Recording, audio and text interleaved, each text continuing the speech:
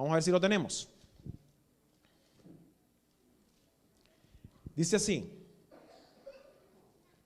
porque así como por la desobediencia de un hombre los muchos fueron constituidos pecadores, así también por la obediencia de uno los muchos serán constituidos justos. Gloria sea el nombre de Cristo. Bien, en este estudio vamos a estar hablando de lo siguiente. Primero, vamos a hablar un poco acerca del primer Adán. Cuando entendamos el concepto en la Biblia del primer Adán, estaremos entonces hablando del concepto de familia, la corporación, el concepto de cuerpo dentro de la Biblia. Luego estaremos hablando acerca del segundo Adán o el postrer Adán. Y finalmente, ¿por qué eso debe de importarme? ¿Por qué esos tres primeros puntos son relevantes para mí? De eso vamos a hablar. Esa es la agenda para este estudio. Bueno, recientemente mi primo Melvin, que muy probablemente nos está viendo, y si no, yo le voy a decir que vea esto en diferido, me llamó muy emocionado y me dice que él consiguió un lugar en internet que se llama 23andMe. ¿Quiénes saben de eso? 23 y yo, 23andMe. Él dice, mano, esto está brutal. This is amazing, he said. Ellos vienen, tú pagas $100 y estoy haciéndole promoción gratuita, esperando que cuando yo pida el mío también me hagan una deducción. Tú pagas $100, ellos te mandan un kit de DNA, que tú tomas un swab, un Q-tip, te lo estrujas en la boca, lo envías dentro del kit y se lo mandas, y entonces ellos a vuelta te envían tus resultados de DNA y te hacen un mapa de DNA, de tal manera que tú sepas de dónde tú vienes. Y a mí me interesó mucho porque yo sé que gran parte de mi DNA viene de África. Otra parte muy diminuta quizás viene de Europa. Pero también sé que gran parte de mi DNA viene de los taínos de la República Dominicana. ¿Por qué yo lo sé? Porque los taínos comían yuca. Y a mí me encanta la yuca. ¿Ustedes me van entendiendo? O sea que gran parte de mi DNA tiene que ser taíno. Entonces, yo entré al lugar y me pareció fascinante. Y estoy a punto de pagar los $100 tan pronto se apruebe el presupuesto en la casa, para entonces hacerme el asunto y para también que mis hijos sepan, ¿verdad?, de dónde vienen ellos, ¿no? ¿Cómo se sabe, cómo se hacen las pruebas de DNA de paternidad? ¿Qué información hay en el DNA? Déjame decirte esto. La madre pasa a sus hijos el DNA de la mitocondria. ¿Qué cosa es la mitocondria? Y yo no pretendo ser un experto en este asunto porque no lo soy. Simplemente Wikipedia es maravilloso. Dentro del mitocondrio o la mitocondria, que no es otra cosa que una unidad dentro de nuestras células que se encarga de sintetizar los alimentos para producir energía, eso se llama el mitocondrio, hay DNA. Y ese DNA del mitocondrio es pasado a los hijos de las madres. Por lo tanto, mis 3 hijos tienen el mismo DNA mitocondrial de mi esposa Milixa. El mismo. ¿Está bien? Ahora, solo mis 2 hijas habrán de pasar ese DNA mitocondrial a sus hijos. Sergio no pasa. ¿Dónde está Sergio? Sergio no pasa el DNA mitocondrial. Él lo posee, pero no lo pasa. De tal manera entonces que tenemos que entender, si ustedes ven la gráfica allá al frente, que todos nosotros podemos hacer un trace, ¿cómo se llama eso? Podemos establecer una ruta desde nuestro DNA mitocondrial hasta nuestra primera madre. ¿Por qué? Porque nuestra primera madre posee exactamente el mismo DNA mitocondrial que poseemos nosotros. O sea, que existió una Eva mitocondrial, científicamente hablando.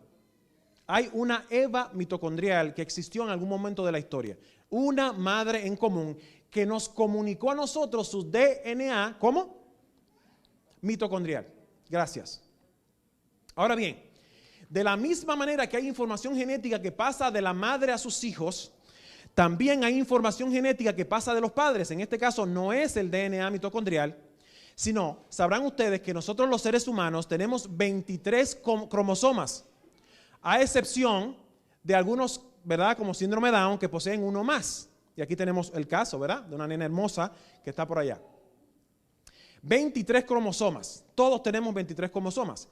El cromosoma número 23, el número 23, establece el sexo nuestro. Las mujeres tienen cromosomas XX. Los hombres tenemos cromosomas X y Y.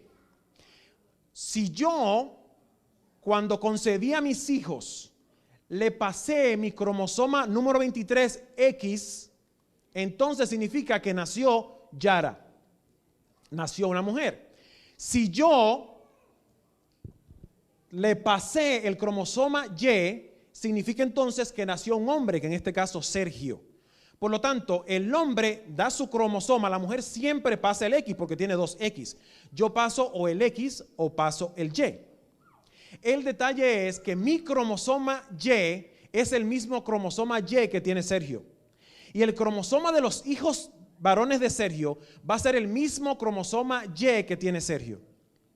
Por lo tanto, podemos entonces ir hacia atrás y buscar un padre en común que tiene el mismo cromosoma Y que yo poseo.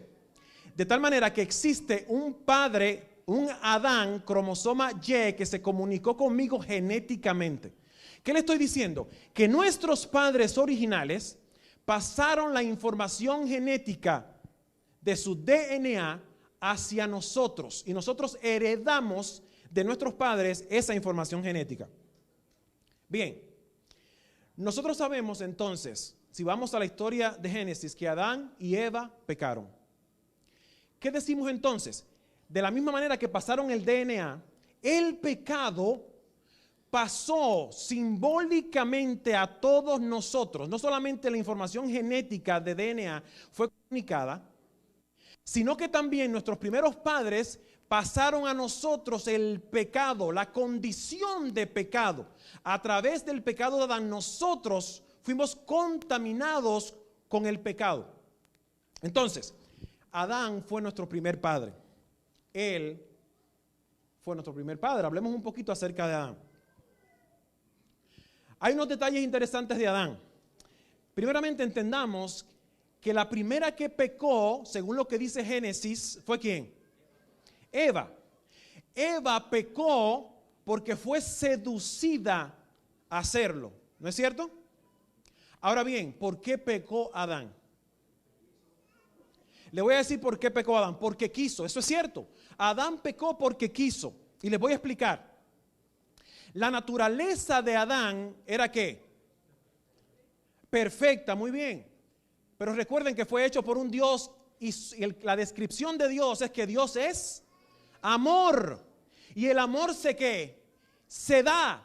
Por lo tanto, Adán, al ver a su mujer caída, entendió, como su naturaleza era amor, que él se debía dar para redimirla. Error.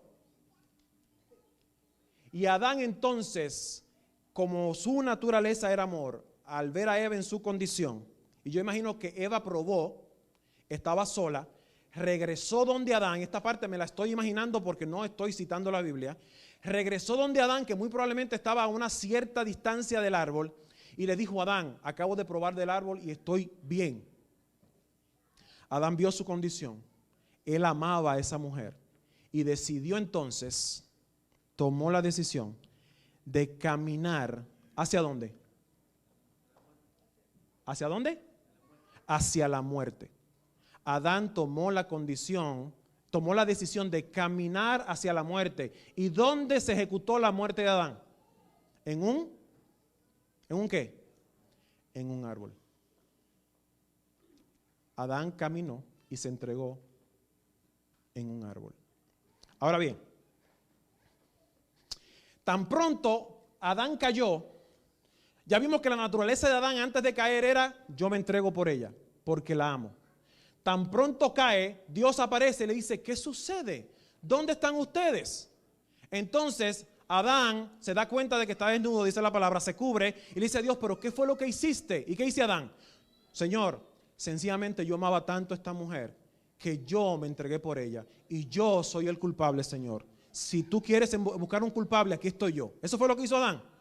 tan pronto cayó, su naturaleza se afectó. Ahí está el concepto de la naturaleza de pecado.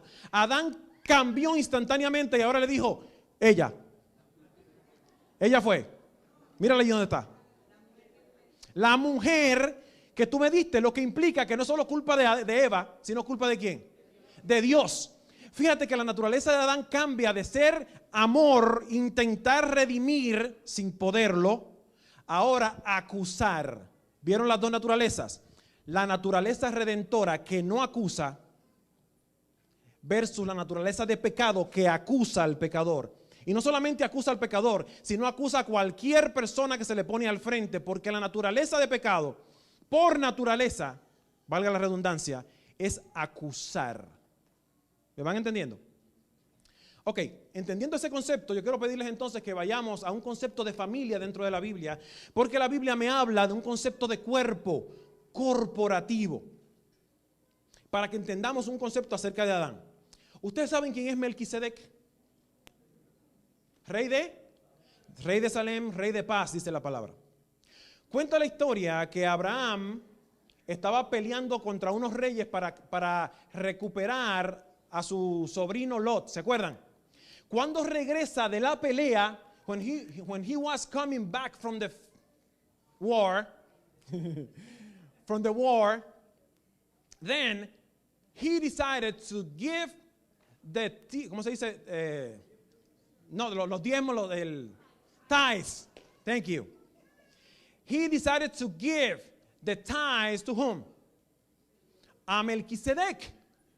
¿Pero quién es Melquisedec?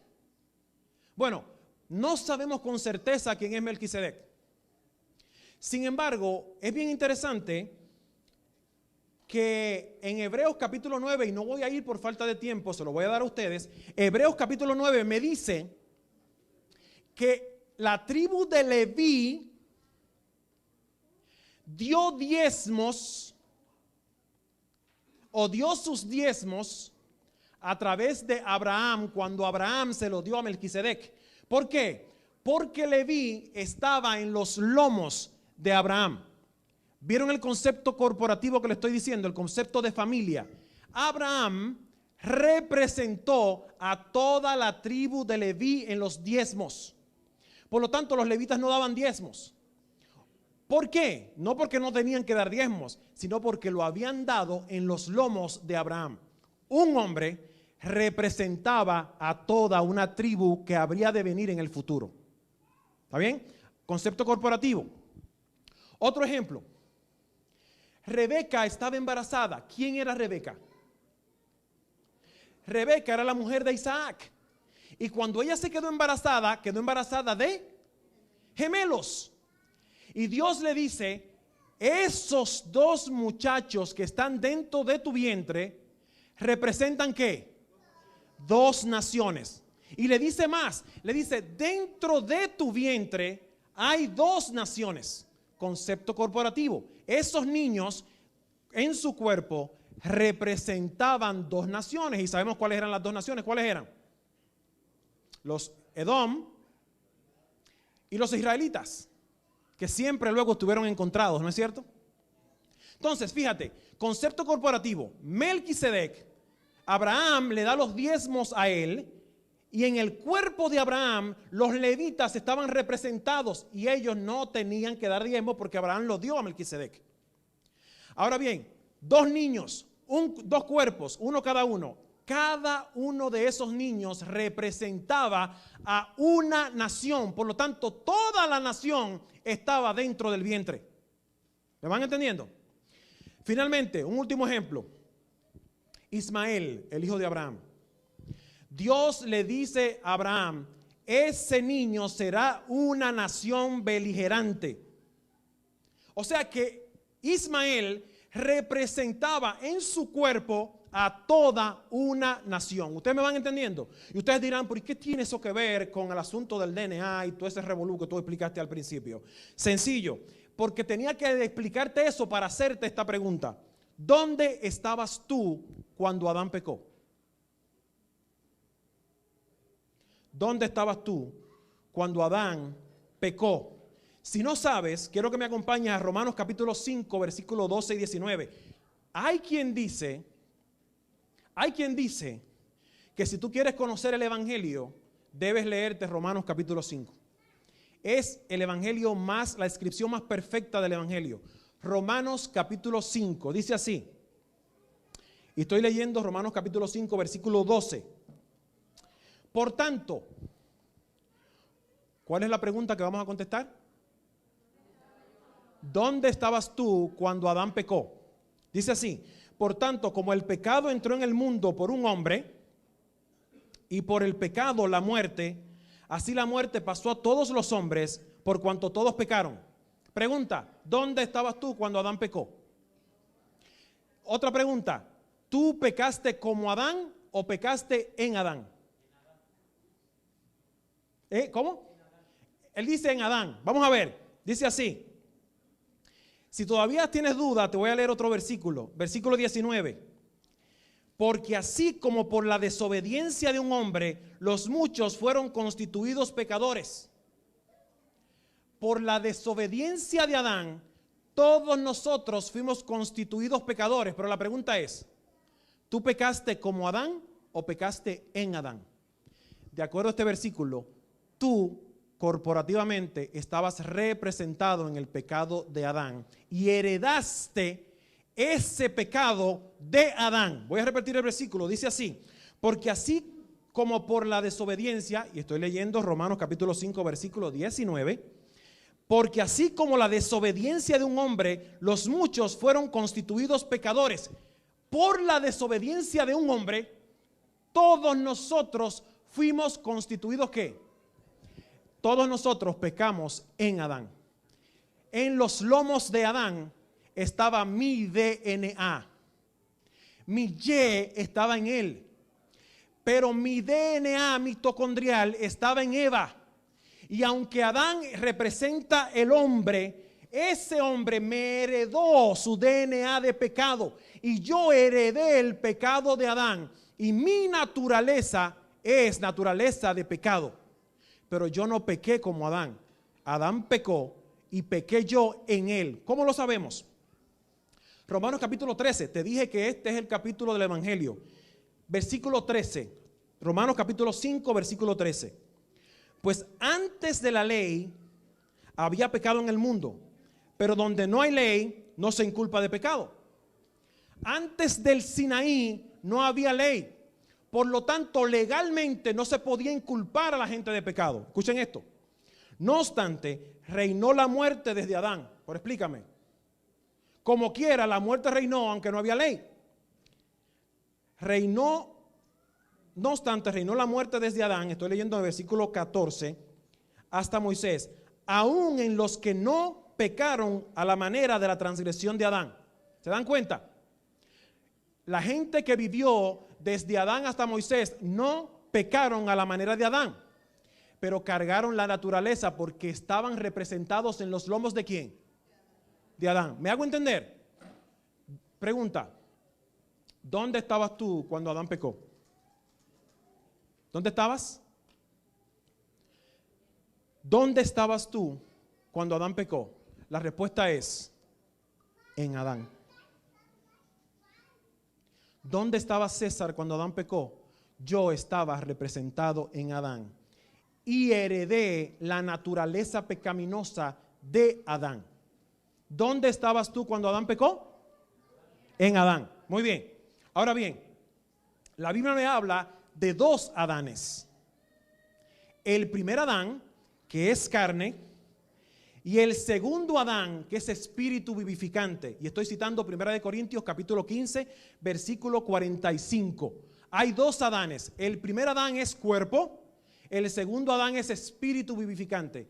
¿Quién es el segundo o postrer Adán?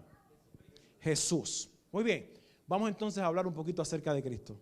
Porque ya vimos en la cita que tenemos que exaltar a Jesús y gozarnos en Él. Muy bien. Entonces, según Hebreos capítulo 2, y no lo voy a leer por falta de tiempo, versículos 12 y 13, Jesús, aunque es mi hermano, Él se presenta también como mi Padre. porque yo soy su hijo, según Hebreos capítulo 2, versículos 12 y 13. Adán es el padre de la humanidad. Y dicho sea de paso, mis queridos hermanos, la palabra en hebreo que se usa para Adán es la misma palabra que se usa para hombre. Por lo tanto, Adán representa a la humanidad total. Muy bien. Pero había un primer Adán, que fue el Adán histórico, y había el postrer Adán, que según lo que ustedes me acaban de decir, es Jesús. Bien, ¿cuáles son las características de esos dos Adanes? Y yo voy a volver a nuestra lectura bíblica. Escuchen esto. Romanos capítulo 5, versículo 19. Porque así como por la desobediencia de un hombre, los muchos fueron constituidos pecadores. O sea, por la desobediencia de Adán, todos nosotros somos constituidos pecadores. Sí, eso es justo. Es justo. No es justo, ¿verdad?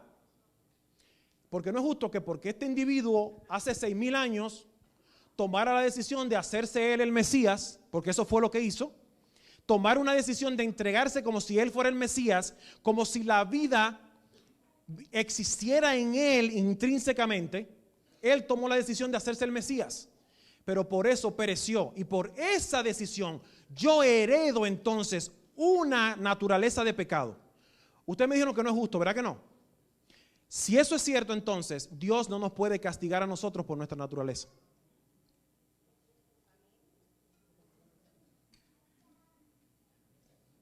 ¿Cuál es el pecado que Dios no perdona? ¿Y qué cosa es el rechazo contra el Espíritu Santo? ¿Se acuerdan que lo hablamos aquí hace 2 años? El rechazo contra el Espíritu Santo, el pecado imperdonable es no dejarte salvar por Cristo Jesús. Por lo tanto, el único pecado que te llevará a ti a la muerte es rechazar la sangre salvadora de Cristo Jesús. Todos los demás pecados son perdonados en la cruz. Ahí está tu naturaleza clavada en la cruz. Por lo tanto, no hay excusas. Adán cayó Adán. Pero ahora viene el postrer Adán, que nos redime y que nos limpia. Vamos a verlo. Vamos a verlo. Dice así. Vamos a leer 2 de Corintios, capítulo 5, versículo 14. 2 de Corintios, capítulo 5, versículo 14. Dice así. Porque el amor de Cristo nos constriñe, pensando esto, que si uno murió por todos, luego, pregunta, ¿cuál es la paga del pecado? Tú heredaste una naturaleza ¿cómo? Pecaminosa. Por lo tanto, para tú deshacerte de esa naturaleza pecaminosa, ¿qué tienes que pasar? ¿A través de qué? A través de la muerte. Vamos a leer el versículo de nuevo. Porque el amor de Cristo nos constriñe, pensando esto, que si uno murió, ¿quién murió? Cristo murió, ¿sí es cierto? Si uno murió, todos luego morimos. ¿Está muerto en Cristo? Si no está muerto en Cristo, este es el momento entonces en el día de hoy para que mueras en Jesús. Porque al morir en Cristo, tu naturaleza es clavada en la cruz, y el que se levanta ya no eres tú, sino que ya no vives tú, sino que vive Cristo en ti. Por lo tanto, la naturaleza de Adán queda enterrada en la cruz. ¿Y quién se levanta? Cristo a través de ti. Señores, yo te estoy hablando palabras maravillosas. Está bien que a mí, cuando escuché y entendí este asunto, por poco toco el techo, porque es maravilloso saber que no es justo que Adán pecara sin preguntarme. Pero ¿sabes qué? Dios no te lo toma en cuenta, habiendo pasado por alto los pecados antiguos, dice la palabra. ¿Y cómo los pasó por alto? Viendo a cara descubierta el hecho de que Jesús se habría de ofrecer por nuestros sacrificios. Abraham creyó y le fue contado por justicia. ¿Creyó en quién? En Jesús, pero Jesús no había muerto. Por lo tanto, la cruz es tan poderosa que se extiende infinitamente a través del universo. Hay un punto, año 31 de nuestra era. Pero la cruz es tan poderosa que redime a los que están antes y redime a los que están después. Si eso no es una buena noticia, no tengo más nada que decirte. Porque lo que te estoy diciendo es, sí, no es justo que Adán pecara sin preguntarme. Pero Dios sabe que no era justo, por lo tanto te redime de tu naturaleza. Te la remueve a través de Cristo. Vamos a ver algunos versículos. Jesús es el postrer Adán. Jesús se ofreció por nuestros pecados. Vamos a ver. Yo le dije a ustedes que Adán quiso ser el redentor porque su naturaleza era amor, ¿no es cierto? Él vio la naturaleza caída de Eva y quiso ofrecerse. Jesús vino en las mismas condiciones, pero peores. El deseado de toda la gente dice que Cristo vino con 4,000 años de DNA de pecado, peores condiciones que las de Adán. Pero cuando vino, vio la naturaleza caída de sus amados. Adán vio a Eva y se dio cuenta que la única manera de lograr sacarlos a ellos de eso era ¿qué cosa? Entregándose a él. Así que en el Getsemaní, miren ustedes, Jesús en el Getsemaní, Adán frente a Eva. Eva pecó. Adán toma la decisión de caminar ¿hacia dónde? Hacia el madero. Jesús en el Getsemaní descubrió que no había otra manera.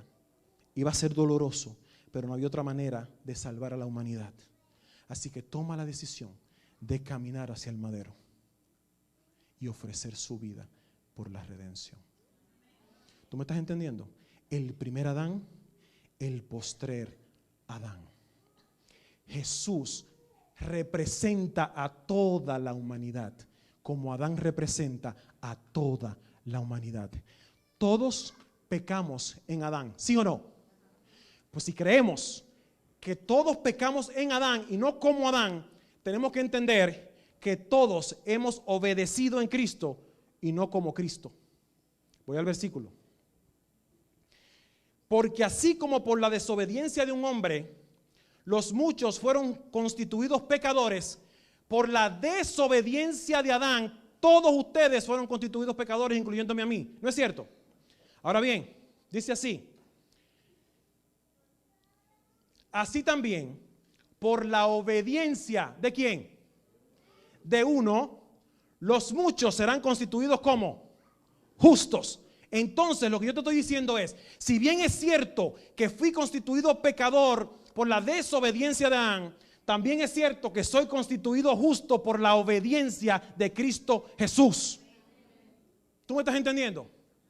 Lo que te estoy diciendo y tratándote de comunicar en el día de hoy es que Jesús obedeció para que yo sea justo. Y cuando yo me entrego en Cristo y muero en mi cruz, hermanos, insisto, la cruz no es el vecino molestoso que te tocó. La cruz no es tu esposo insoportable. La cruz, y aunque usted lo dude mucho esto, la cruz no es tu suegra. ¿Está bien? Aunque muchas están cerca de serlo. La cruz no es la enfermedad que te ha tocado vivir. Cuando la Biblia dice que debemos morir en nuestra cruz, lo que nos está diciendo es que tomemos el instrumento de muerte y muramos en ella. Pero el que se muere, Jesús anduvo con la cruz 1 hora de su vida asumiendo. Jesús no la cargó toda su vida. ¿Cómo va a pretender Él que yo la cargue toda la mía? Lo que Él te está diciendo es, ven a la cruz, muere en ella, para que tu yo sea sacrificado en la cruz y ya no vivas tú, sino que viva Cristo en ti. Pregunta, si ya no vives tú y vive Cristo en ti, ¿quién es el que obedece la ley? ¿Quién es? Señores, lo que le estoy diciendo es maravilloso, es una buena noticia lo que te estoy diciendo. Y ahora tengo que pasar a la parte final. Y voy a volver a este libro. Y voy a volver a estos escritos. Mira lo que dice aquí. Y yo quiero que los muchachos, I would like the guys, the young people, así se dice, to pay attention to me.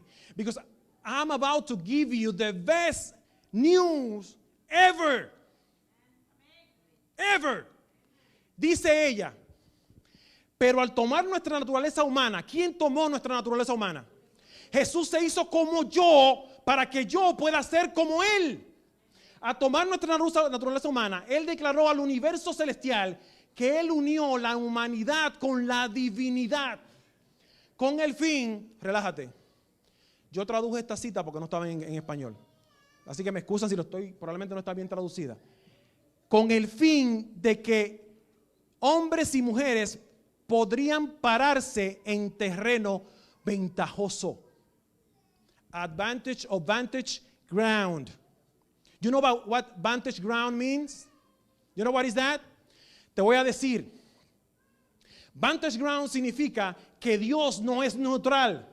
A mí me enseñaron de chiquito que Dios era un Dios neutral, que Él se sentaba a esperar que tú resolvieras. Yo estoy aquí, yo estoy en el cielo, yo te dije lo que tienes que hacer para llegar. Si tú no llegas, es tu problema. No, lo que yo estoy aprendiendo es que Dios no es neutral. Dios está biased into me. He is biased into me. Así se dice. Él está de mi lado. Él está inclinado de mi lado. Lo que implica es que Dios hizo lo posible para que se te haga imposible a ti perderte. God will chase you to the doors of the hell.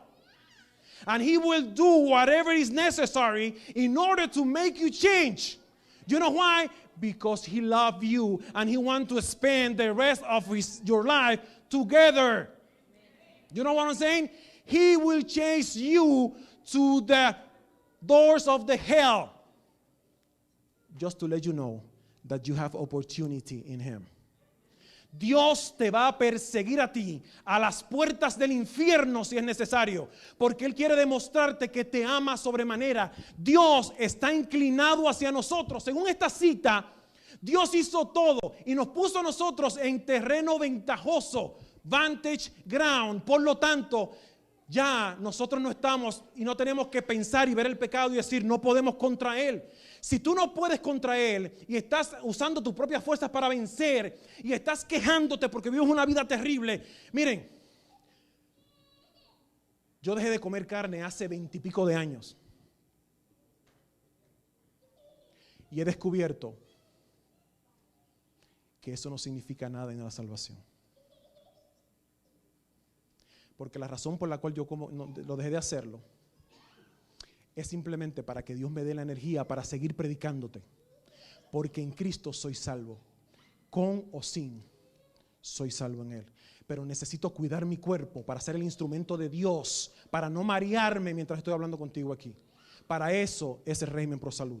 Y si no cuidas tu cuerpo, ¿sabes qué? Dios no te puede utilizar como instrumento para Él. ¿Por qué? Porque le estás entregando a Dios un instrumento defectuoso. Y no estoy diciendo que yo soy perfecto, pero te estoy diciendo mi entendimiento del régimen pro salud. Pero jamás entenderé y jamás creeré que la intención del régimen pro salud es para decirle a Dios que venga y habite en mí. Porque la palabra me dice que Dios habita en mí. Porque yo, dice la palabra, tú eres un santuario para Dios.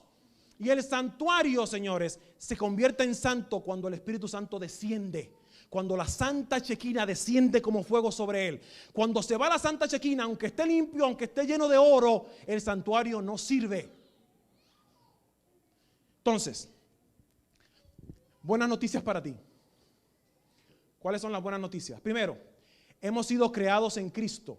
Efesios capítulo 2 versículo 10 dice que somos creados en Cristo para buenas obras, las cuales Dios preparó de antemano. Entonces, ¿de quién son las obras? ¿Tuyas o de Cristo? Cuidado, Pablo dice, lejos esté de mí gloriarme en otra cosa que no sea en la cruz de Cristo. Mis queridos hermanos, yo llevo muchos años en esta iglesia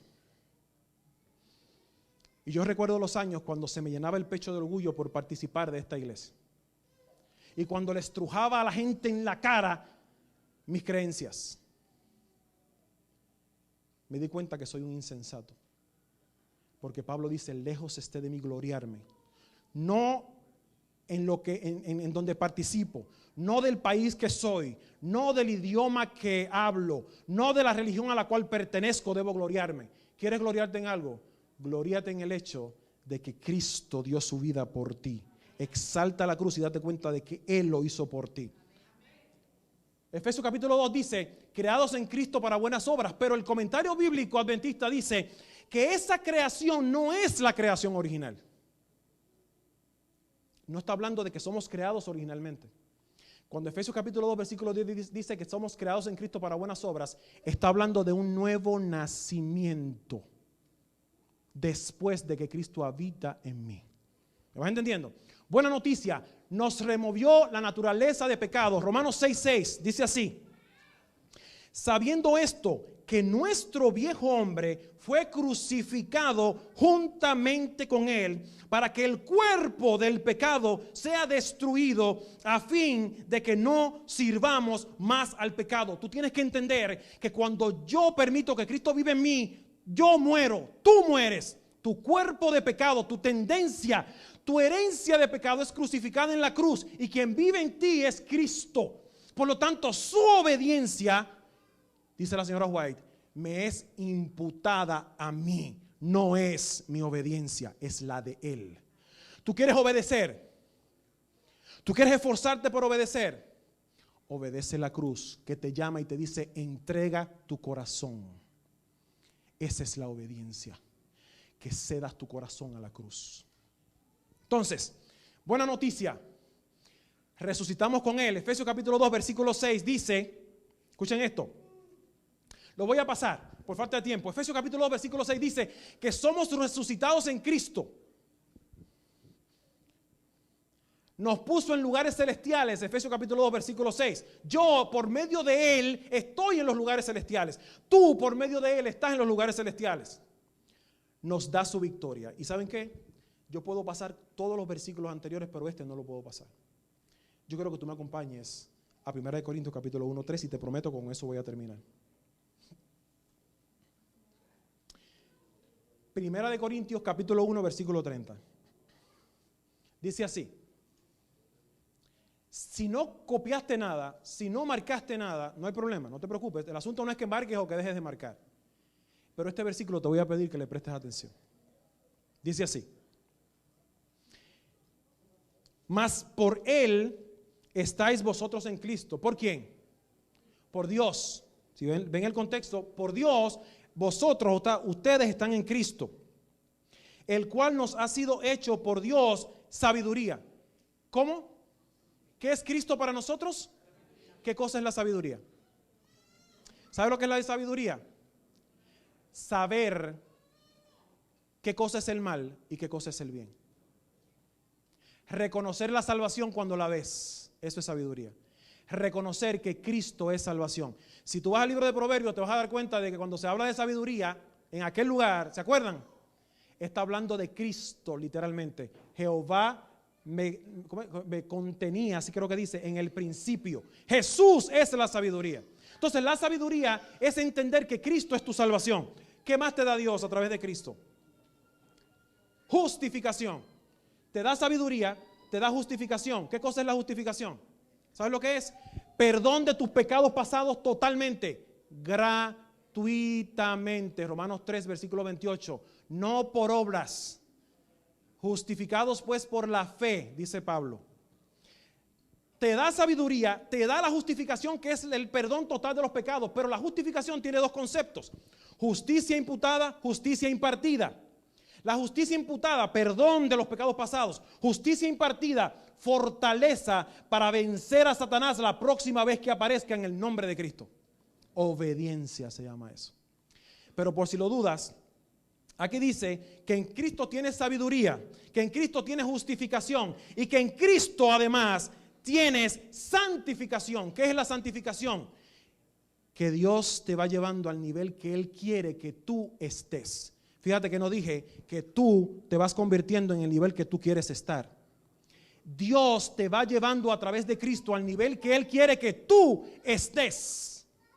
Santificación. Y por último, dice aquí, redención. ¿Qué cosa es la redención? Si tienes dudas de todo lo demás que Pablo ha dicho, tienes que entender que la redención es el resumen total, es el rescate nuestro total y completo. Por lo tanto, el versículo lo que está diciendo es: en Cristo yo tengo sabiduría, discernimiento entre el bien y el mal. Yo tengo, ¿qué cosa? justificación, perdón total de los pecados. Yo tengo santificación, poder para vencer, transformación de gloria en gloria hasta llevarme al nivel que Dios quiere estar, que habré de llegar cuando Cristo aparezca en las nubes. Y por último, redención, resumen total del proceso, liberación total del pecado. En Cristo lo tenemos todo. La obediencia de Cristo se nos imputa a nosotros cuando tú dejas tu yo y lo depositas en la cruz. Por eso yo no me voy a cansar de decirte que es fácil salvarse y difícil perderse. Para tú perderte, escuchaba a alguien que decía, tienes que caminar y pisotear la cruz todos los días de tu vida. Para tú perderte, tienes que decirle al Espíritu que incesantemente te habla al corazón y te dice y te seduce y te habla y te atrae todos los días. Para perderte, tú tienes que decirle a Dios, no, y no, y no, y no. Y Dios, ya te dije, que te estará diciendo, déjame salvarte hasta tu último aliento de vida. Salvarse es fácil. Y para salvarte lo único que tienes que hacer es dar tu yo a Jesús. El camino a Cristo dice que curiosamente esa es la parte más difícil de la salvación. ¿Tú sabes por qué? Porque es la única parte que tú haces.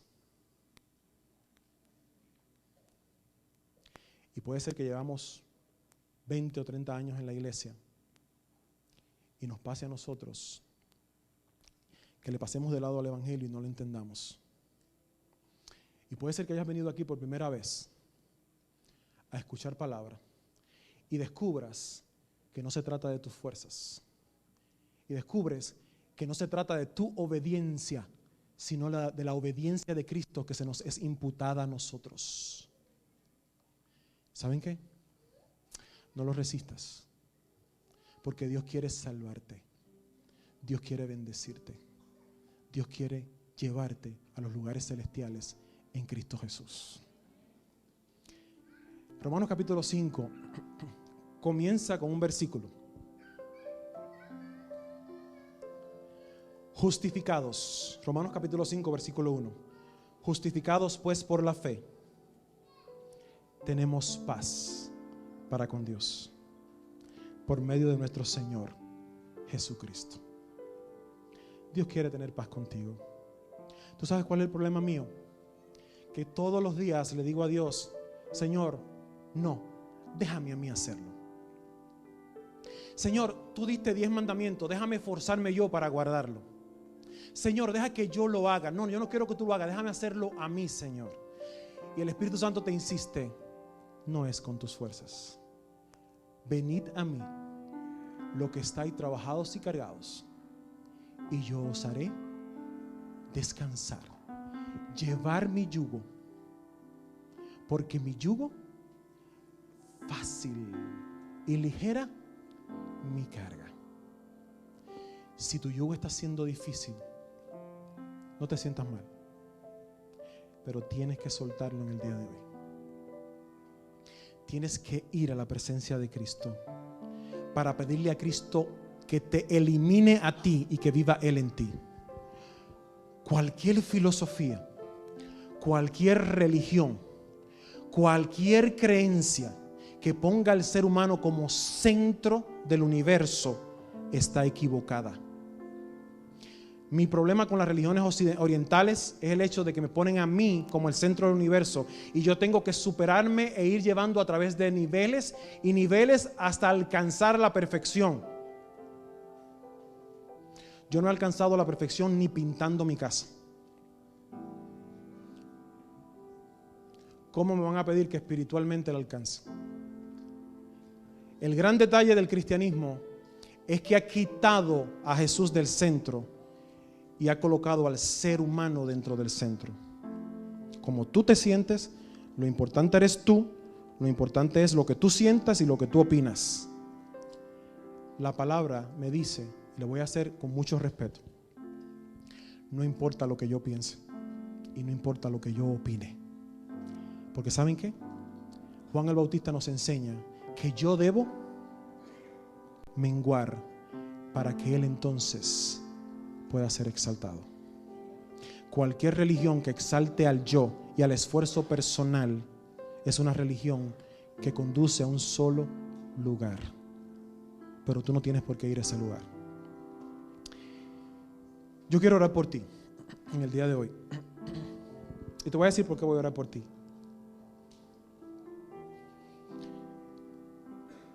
Todos estamos en un proceso de crecimiento.